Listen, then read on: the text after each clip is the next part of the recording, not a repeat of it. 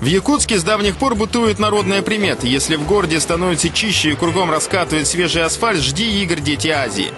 И в самом деле, в преддверии международных спортивных игр Якутск хорошеет с каждым днем. Блестят фасады новостроек, здесь и там появляются креативные цветочные клумбы.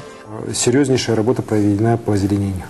Конечно, при всех недостатках, которые связаны с тем, что у нас и получается, что и деревья-то сажать у нас особо не умеют, но при всем при этом высажено порядка 28 тысяч деревьев при плане, который был 15 тысяч. Особые хлопоты хозяйственников были связаны с реконструкцией центральных фонтанов.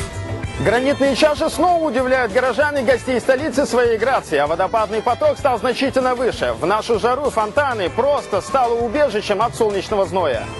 Но, пожалуй, самым бросающимся элементом декора стали многочисленные растяжки и баннеры с символикой игр, которые порой полностью перекрывают фасады зданий.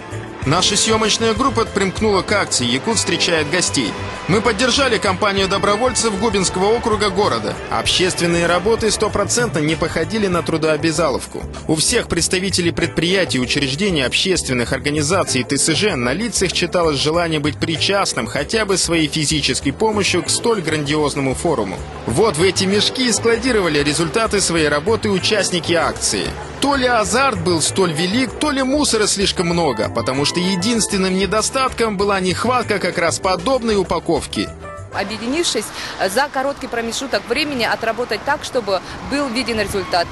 И такого рода мероприятия хороши тем, что они прививают определенную социальную ответственность, культуру и модель поведения, когда каждый горожанин понимает и принимает, что Якутск – наш общий дом. Якутяне уже заметили на улицах города молодых людей в синей форменной одежде. Это стройотрядовцы. Их заботы тоже связаны с облагораживанием Якутска. Первые отчеты таковы. На территории Олимпийской деревни посажено 25 тысяч цветов и 3000 саженцев, кустов и деревьев. Изменяется же город. Здания украсили. Есть дороги. Убрались везде. Очень красиво стало, как на материке.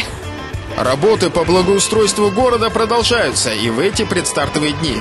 Более того, они продолжатся и после проведения игр, ведь Якутску только в этом году предстоит принять еще много крупномасштабных событий.